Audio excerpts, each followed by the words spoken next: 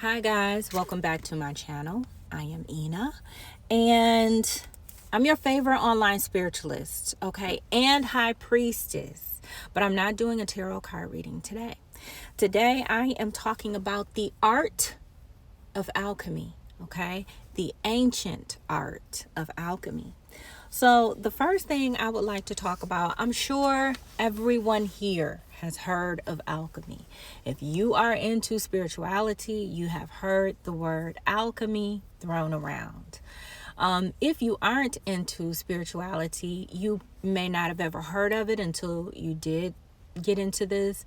But if you are new to spirituality, you probably heard the word alchemy, but in reference to like when we were doing gold mining here in the U.S. Many years ago. And alchemy was the process that some people came up, I think even longer than that too, to turn metal into gold.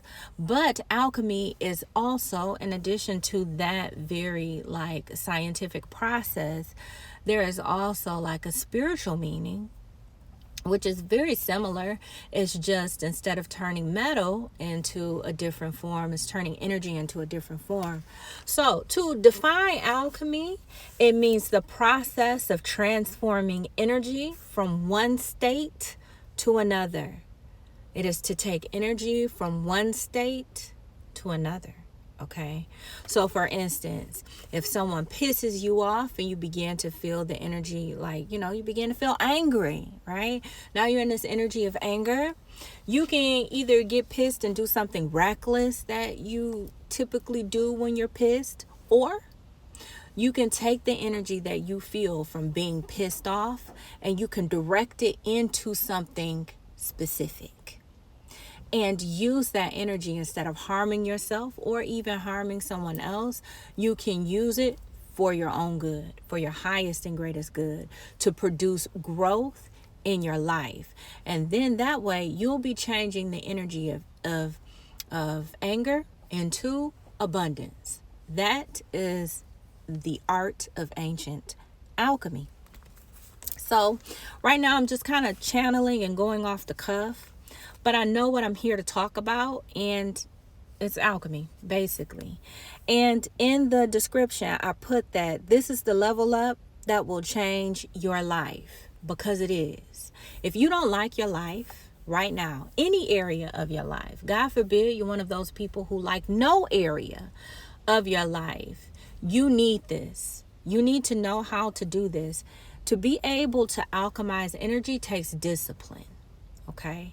Now, things like discipline and honor and being an upstanding citizen and things like that, these are all like qualities that a lot of people don't possess today. A lot of people aren't disciplined. A lot of people aren't going to continue to do the same thing like over and over and over again until they get the result that they want. They give up first. So with alchemy, you most definitely have to be someone who is disciplined. And when you're disciplined, it automatically breeds a form of patience within you as well. Okay.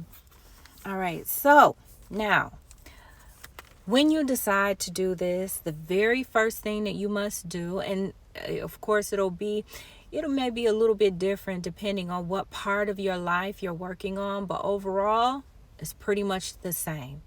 But the first thing you want to do when you're doing this process of, the art of alchemy, I mean, this can be used at any time. It doesn't have to be as big of a ceremony or, like a ritual, I guess you could call it, that I'm about to give you, because you can use this in any area of your life. And there are no like real cord cuttings that need to be done with people, places, and things. You're just simply transmuting a negative emotion or negative energy into a more positive state, more high vibrational state.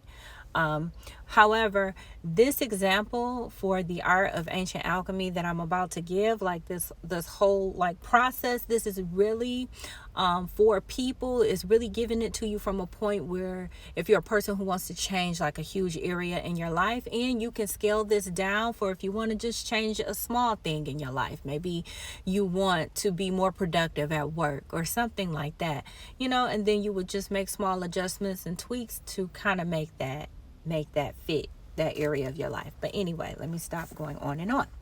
First thing you want to do is cleanse. Like if you don't like your life, you need to cleanse it. And so you would think, like, how do you cleanse it? Well, you need to wash it. Like when I think of cleansing, I think of water, and I think of like pouring the water on the thing that needs to be cleaned, applying cleansers and soaps, bacterial removers and things like that, and actually cleansing the space or cleansing the thing where unwantedness is being removed. You need to cleanse your life, cleanse that area of your life. So if you happen to be one of those people who are unhappy with your life overall, like every area of your life you're unhappy with, when I say cleanse, then you need to remove every person in your life. Okay?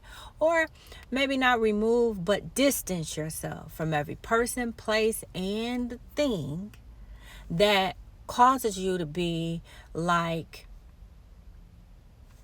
indifferent. You're not happy. You're not happy, period.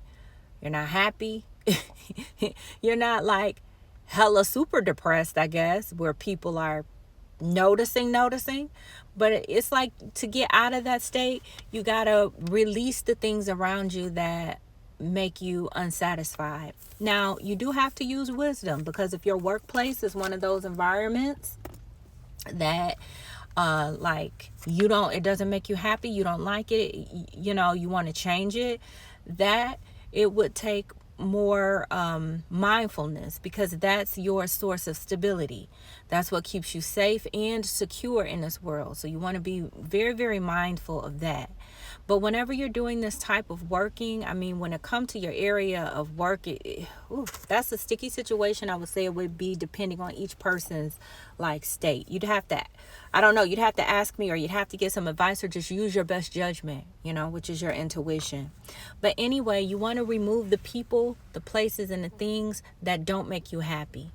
If it's not bringing you good vibes and it has you in this place of being indifferent, that means you are unsatisfied with it. So at least distance yourself from it at first, just to give yourself some time to kind of gain your own personal composure mentally and emotionally. Because if you've been around a lot of energy where you're unhappy and you're unsatisfied with your life, then just distancing yourself from these things for a little bit will help you be able to separate your energy from other people's energy.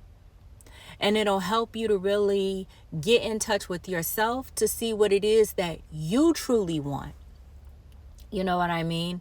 What is it that you desire? What's fair for you? What is important, for you? What's for your highest and greatest good? And a lot of people like to talk shit about being selfish, but one thing I've learned on my spiritual journey, selfishness is how you save yourself. It's all about the intention behind it, right? We all know in anything that we do, in everything that we do, our intention behind it is really what's pushing and driving it, and what people are feeling from us. So if your intention behind selfishness is to make sure that you're safe, you're secure, and you're protected, it can only breed more safety, security, and protection into your life, which is a good thing. But when you do this, people may begin to run away from you before you even get to the place where you feel like you're in a good headspace and you're in a good place emotionally to even cut ties. These people may run from you because your energies wouldn't align anymore. There's nothing from them, you're no longer a mirror. right?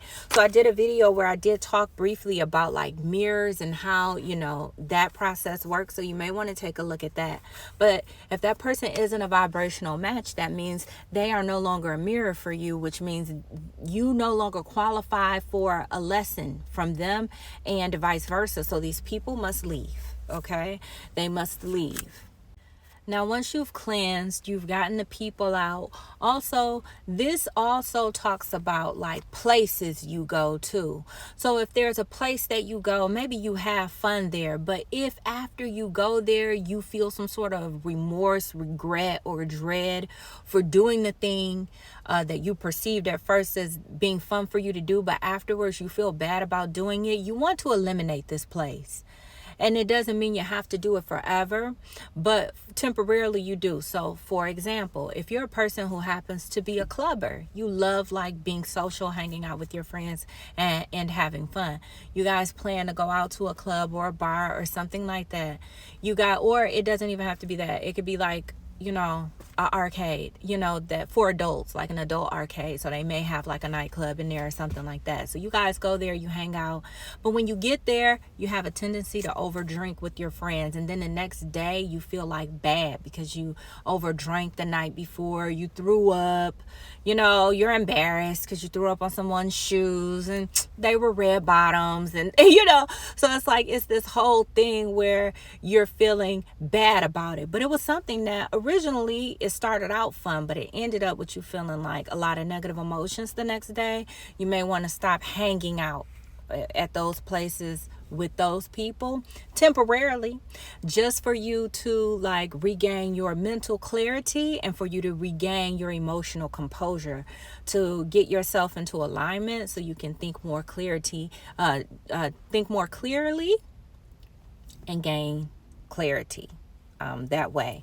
Now, once you've done this, you want to cut cords. Once you're in this headspace where you feel like you can make decisions on who should be in your life and out of your life, temporary or permanently, that's the next process, is cutting cords. And sometimes in this process we realize that there are karmic cords that we must cut, and those cords usually get cut permanently. A lot of the times, I won't say a lot of the times, but I feel like a lot of people may not be able to make the necessary changes that are needed depending on what you're doing. Sometimes people aren't able to make those changes or meet that standard. So these may be people that you have to leave behind. And sometimes these aren't just friends. Sometimes these people that you have to cut these cords from can be family members, people that you grew up knowing for a long time, or you looked at them like they were family.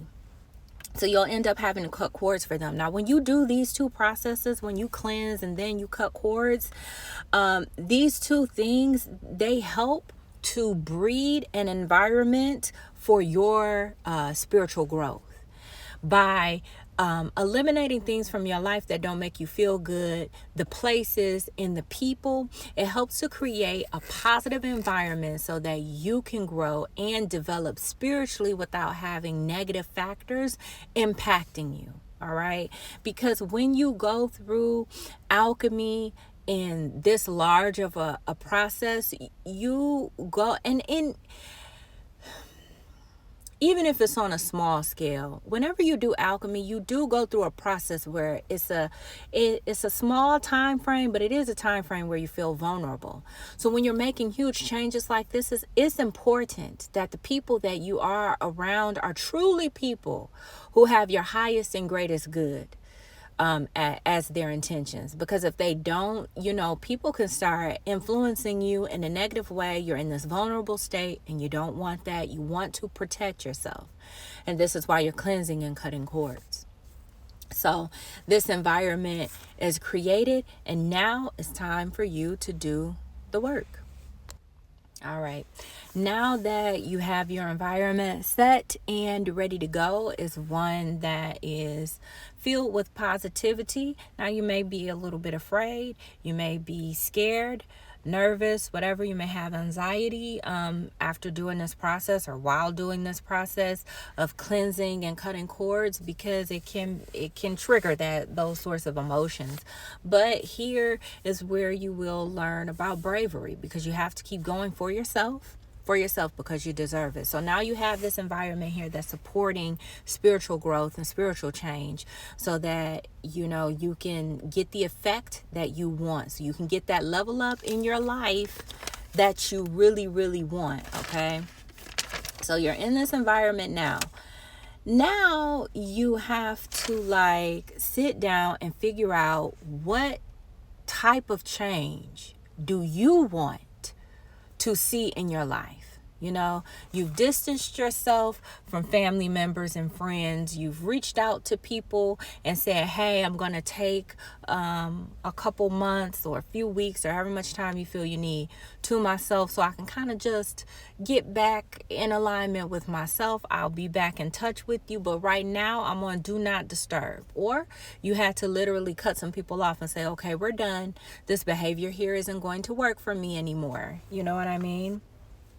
So it's like, now that you've done that, you want to ask yourself, what type of change is it that you're looking to see in your life?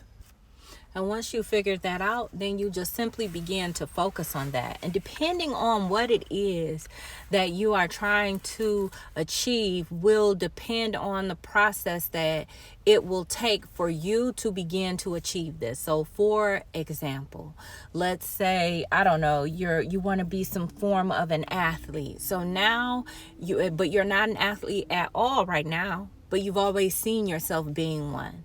So you're focusing on this. So now you may have to start off small with just simply working out, committing to working out regularly, committing to changing your diet, committing to drinking adequate amounts of water, just committed to making small change. Well, those aren't small, those are huge changes, but making changes like that.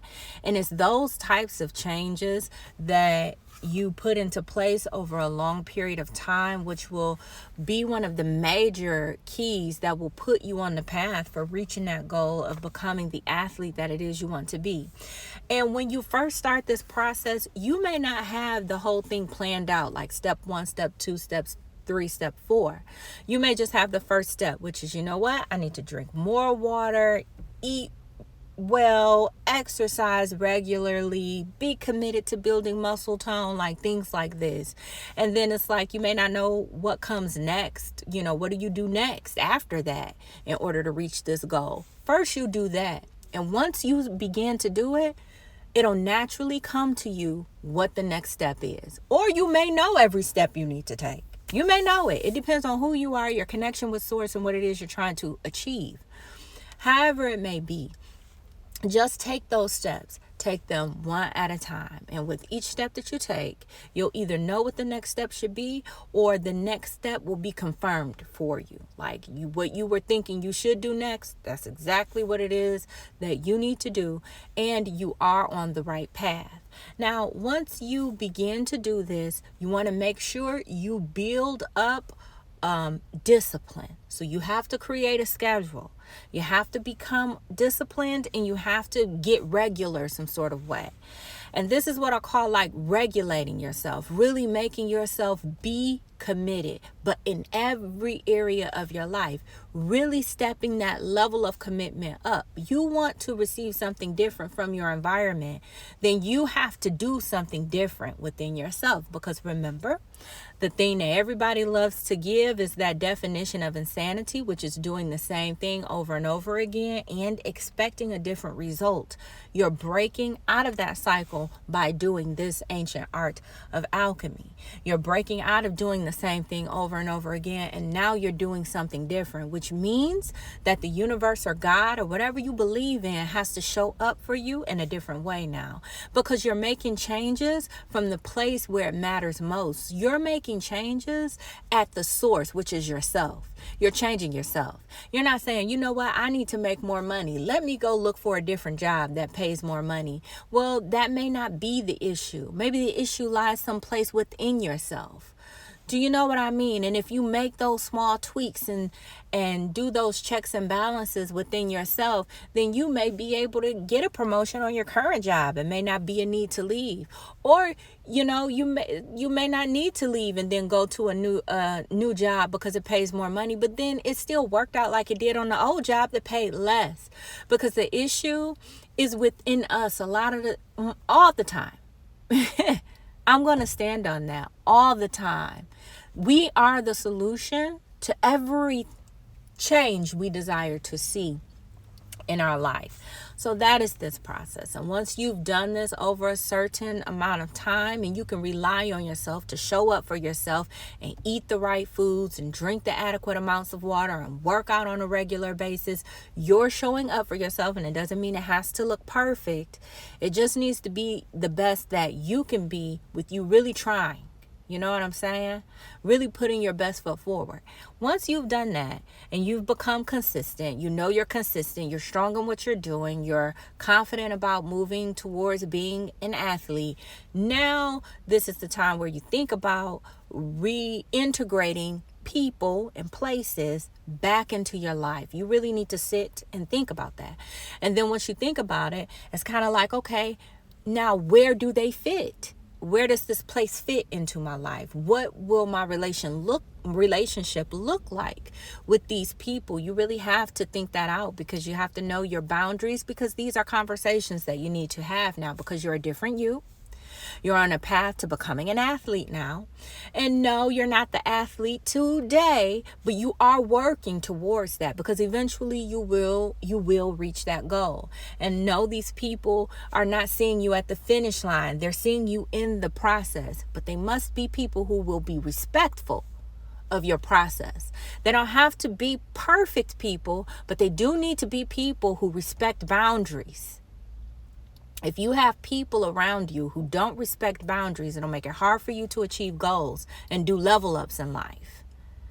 And this is why we go through seasons and cycles, because there are times where people and places belong in our lives, and then there are times where they don't, and new people and places have to come in. But these parts like this, you have to use your best judgment. But at this point, you want to kind of come out of hermit mode, because I just sort of gave a description of being in hermit mode. You want to come out of that at some point and reintegrate yourself back into, society, so to speak, after you've taken 3 weeks, 3 months, 3 years to do this work on yourself and really gain perspective and get everything together.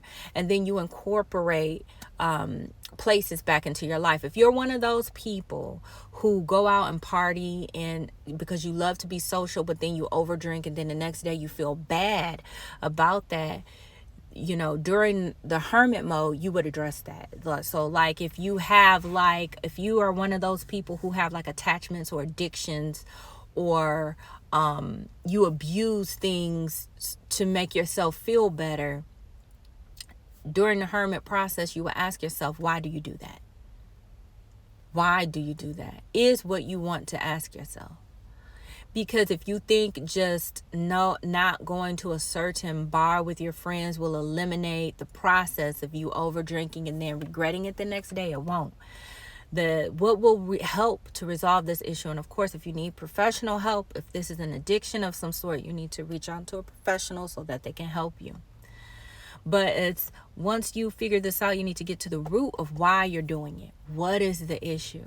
And sometimes that leads into like healing work, which is a little bit different from just the process of alcohol. But it's something additional to that. Like it's more to it, because now you're healing. You're healing wounds. It's probably trauma from when you were a child and things like that. And that's real work that needs to be done. That sometimes can take years. This is why people go to therapy for years.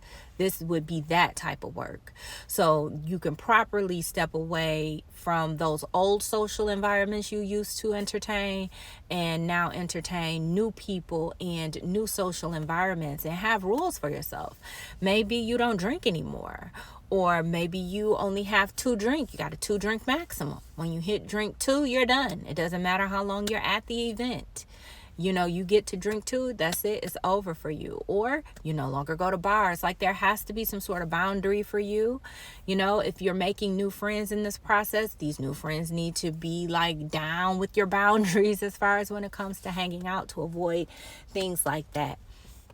But once you've done this, this is alchemy. Like, that is how alchemy works. It's like you're taking the energy of being of dissatisfaction, and you're transforming it into satisfaction.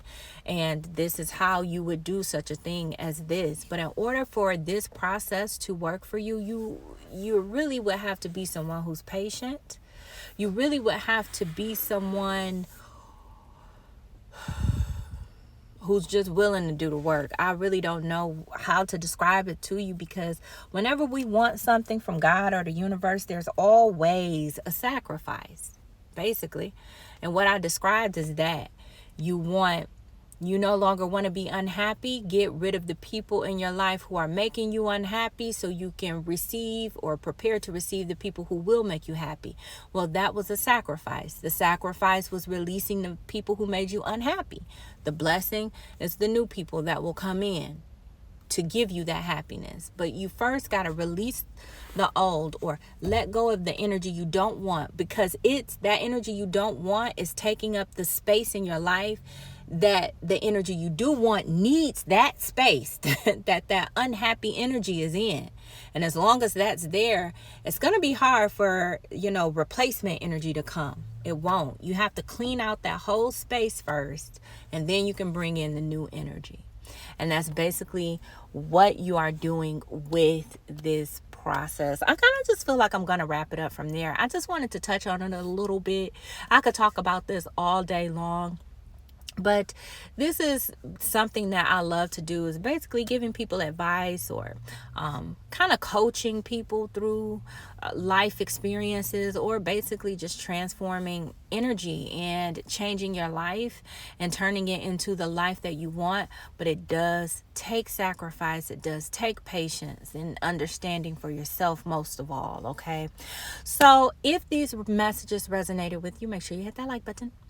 If you like my vibe, if you like the way I read energy, then make sure you subscribe and hit the notification bell. And like I always say, use your best judgment, which is your intuition. And I'll see you guys in the next one.